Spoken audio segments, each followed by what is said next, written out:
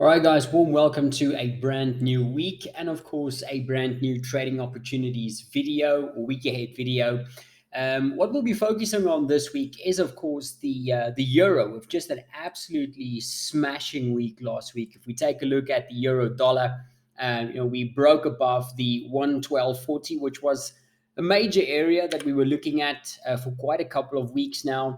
Even before we went into the ECB meeting, what we said from last week Monday is that that's such a key pivotal area.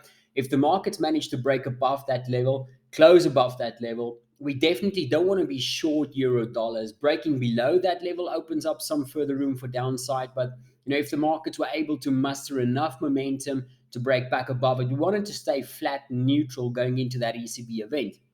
Now, what of course happened, we saw a big break to the upside, breaking back above that 1350 level, back above the 1380, making way all the way to the prior top that we saw from the early part of the year, where we had that technical, that purely technical move to the downside on the dollar, and that also created a nice move to the upside in euro dollar. So big move to the upside. The one that we traded personally, if you guys recall from the trade idea that we posted, was of course the euro sterling. We entered from about the 83.50 level, so really good push to the upside. And what was the reason for this big move? Well, it was, of course, the massive surprise from the ECB, where everybody was expecting the bank. Well, when I say everybody, at least consensus, and me included, was expecting the bank to, not really share new information, basically try and just kick the can down the road. Say that yes, inflation is higher than we thought, but it's not really a problem for now. We're gonna, just keep at it, sticking to the current QE program, sticking to the current expectation that rates lifting off this year was expected to be too soon. That was the expectations going into the meeting. But of course, why the big move? It was completely justified by the surprise hawkish pivot that we saw President Lagarde take in that meeting. Really, really hawkish stuff coming out from her. So in the short term, based on the size of the market surprise, we do think there's further scope for upside to play out here for the euro in the short term. Now, if you just take a look at rate repricing itself, I mean, recall that going into that ECB meeting, the markets were still pricing in close to 30 basis points of tightening for the bank this year. Now, we, before the meeting, thought 30 basis points was pushing it. And right now, we've seen the markets reprice so aggressively, now expecting 50 basis points of tightening by the end of the year. And that is two full 25 basis point rate hikes priced in to stir markets right now. So that was a very, very aggressive move. And, it all comes down to inflation. Remember that the markets, according to the ECB, as well as market expectations, markets still think that in the medium term, and the ECB thinks this as well, in the medium term, that underlying inflation pressures moves back below the ECB's 2% target. But of course, the one key element that got the ECB a little bit bothered recently has been the big move we've had in energy prices, right? Everybody, again, consensus at least coming into this year, expected inflation to push lower based on many factors, some of it being base effects, some of it being basic mean reversion, some easing of supply chains, but also expectations of commodity prices to start deflating a bit after the massive amount of upside we saw from 2020. So that expectation was a key driver for that medium-term expectation. And of course, oil prices just haven't been having any of it. You guys would recall, going back to the end of last year, we've been very cautious on oil. We haven't been, benefiting from this ride to the upside. We've been seeing more room for medium-term downside, but the medium-term downside hasn't started yet, right? Oil prices has just continued to rip. Now, there's been many short-term factors driving it, but the factors driving it isn't as important right now as the fact that oil prices have continued to rise. I mean, if we take a look at January's move alone, from January lows to January highs, we were up close to 20% in oil prices. If we take a look at the February data alone, we're probably up about just above 7% already for the month. So energy prices has seen headline inflation push up much faster than markets had anticipated, and that did throw a little bit of a curveball for the ECB. Now, one of the reasons why I thought the ECB could afford to be a little bit more calm when it comes to inflation. If we take a look at this chart, even though core inflation, I mean, yes, headline inflation came in at 5.1%, which was very high for the January print. But if we take a look at this chart, just this confirms your core measure of inflation for the US and the Eurozone. And here we can see that, we just above the ECB's target at 2.3%. They don't have the same problem compared to the US. And that was one of the key, this chart for me was the key reason why I thought, no, the ECB is going to stay calm. They're not going to spook markets. Why would they? Inflation is just above their target from an underlying point of view. But of course, I was completely wrong.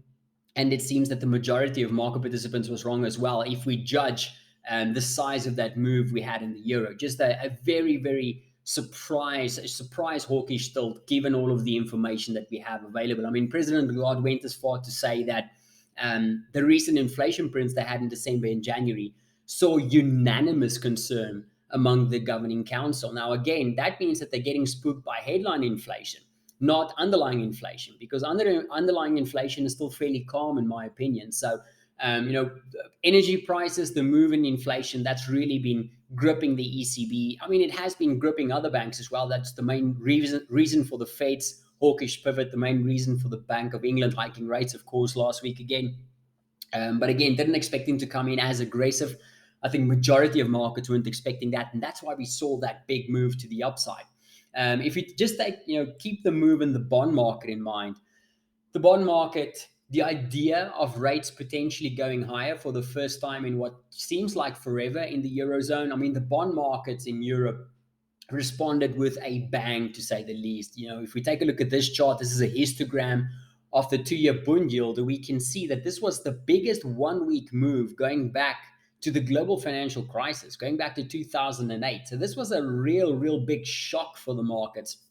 With the 2-year bund yield climbing about 40 basis points in the week. I mean, if you've been tracking bond yields, like we do on a daily basis, you'll know that a 40 basis point move in a week, that's massive, guys. That's really big moves, especially for something like the bund yield, the 2-year bund yield. So the bond market really exploded with a bang to the upside, and now we're back to levels on the 2-year bund yield. We're back to levels where the ECB made their first major dovish pivot in Mario Draghi days back in 2014. So just a massive move, and one of the other reasons why we think, based on the size of these moves, the size of the repricing, we do think there's further strength to play out for the euro in the short term. Now, there's an argument to be made against that.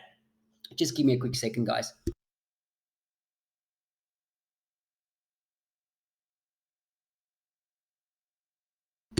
Sorry, guys, still trying to shake off that flu. But there's an argument to be made against the move we had in the euro, saying that, okay, the ECB isn't merely as aggressive right now, or merely as hawkish compared to the likes of the Fed, compared to the likes of the Bank of England or the Bank of Canada. So why the big move? Firstly, I think, just like we explained, the size of the surprise was massive last week, right? Nobody expected them to shift a little bit more to the hawkish side, at least not now. So that was a big surprise for markets. And the other reason why I think it's important you to understand is that even though we're expecting short-term upside for the euro, we haven't changed our medium-term or broader fundamental bias and outlook for the euro. That has changed from bearish to neutral, but it's not bullish. And why haven't we tilted more bullish on that one yet? Because remember, the bank said they're going to be data dependent. They said they're going to wait for the incoming data. They will assess or reassess what's happening to inflation at the March meeting, and then they will decide their possible recalibration from there. So even though we're expecting short-term upside, we're mainly expecting that as from a surprise factor point of view. If you consider what's already been priced into other markets over the past couple of months, if you consider what's been priced into rate markets in other parts of the world, the Fed, the market's priced in more than 5 hikes for the Fed already, almost 5 hikes for the Bank of England. I mean, 5 hikes for the RBA, almost 7 for the RBNZ, over 6 for the Bank of Canada. So I think there's a lot of surprise repricing potential to the upside for the euro here, a little bit of a catch-up play, just because there's been so much priced into other markets, into other central bank rate probabilities. I think there's some catch-up play. But again, that doesn't mean that our fundamental bias from a medium-term perspective is now bullish. It has changed from bearish to neutral, but it hasn't changed bullish yet. So we're looking at this really as a short-term play. Sorry, guys, just excuse me.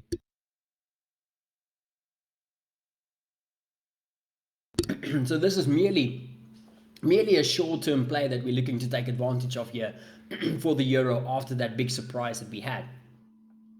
Now, how are we looking to take advantage of this? Well, as you guys know, we're already in the euro pound, and we already had two opportunities to take profit on this move. The first one coming up to that 84.20, the other one coming into that 84.60. So right now, I'm very calm, very patient about what we can expect here. If we do see the inevitable pullback playing out, I might use that to add some positions here for euro sterling. I haven't had a chance to add back to this trade as yet, because it's just been a one-way train to the upside. So if we do manage to get a little bit of a counter rotation going back into that 84.20, I think that can be interesting for a possible re-engagement opportunity.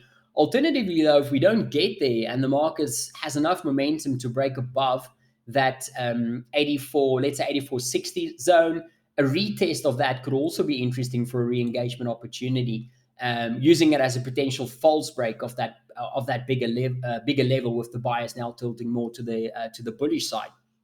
So we are looking to take advantage of that move. I do think, like I said, from a fundamental point of view, even though it's neutral, short-term wise, the markets have been so bearish, so dovish, the ECB and the euro, for such a long time. I do think there's further scope for upside to be taken advantage of here for the euro. Now, there's a couple of events that we'll be looking at this week to try and provide a little bit of additional liquidity, a little bit of additional momentum. The first one to talk about is the US CPI print coming up on Wednesday. It's going to be a big one, guys, or Thursday. It's going to be a big one.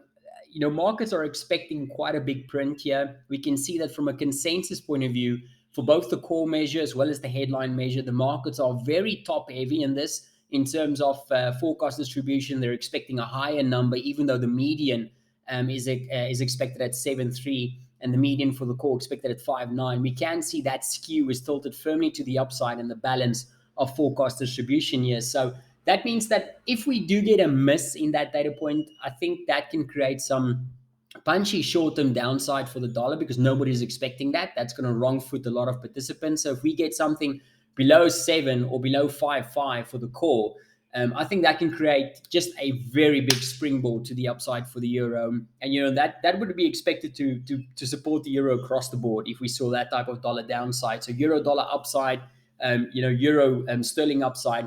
In the event that it's a monster beat, let's say we come in above 6% for the core, above 7.6% for the headline, I think that should provide some short-term support for the dollar.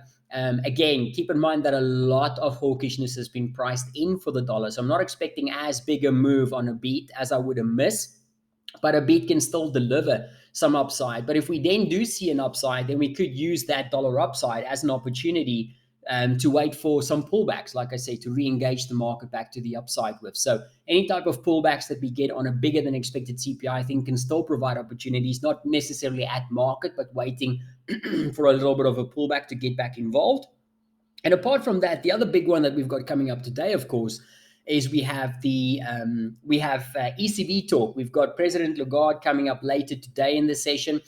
She will be testifying in front of the European Parliament, the Economic and Monetary Affairs Committee. It'll be very important for us to watch that speech, guys, because if President Lagarde or the ECB thought that the markets wrongly interpreted their hawkish pivot, or what we perceived as a hawkish pivot, and they come out, pushing back against the expectations we've seen pricing into the rates markets, expectations that QE could potentially end by the middle of this year. If she pushes back strongly against any of the things that she said last week, I will be out of the euro in a hurry. That could potentially maybe even create some short-term selling opportunities. I would be careful of selling the euro, though, even if she is dovish, because based on the moves in the bond market, I'm not sure whether the bond market will believe her.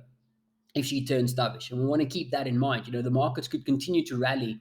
The euro and bund yields, for example, can continue to rally even if she comes out more dovish, because they might not believe it. They might say, okay, she's just trying to walk back some of what she said. So keep that in mind. I think any hawkish talk, any additional hawkish talk from her side, can also give the euro an additional lift there. The other thing to watch out for is Fed and BOE officials. If we see any type of dovish talk coming out from those officials, I'm not expecting that, of course, but if we do see any surprise dovish talks, talking down some of the more hawkish bets, I think that'll just add fuel to the fire here for something like the euro, and that can also see some additional upside for euro dollar and euro sterling. So that will be our main trading focus for this week, guys. I think there's more room to run here for the euro, and it's definitely something we'll be putting a lot of our attention, a lot of our focus in for the week ahead. As always, I hope that you guys have a fantastic trading week. And as always, any questions, don't hesitate to let us know.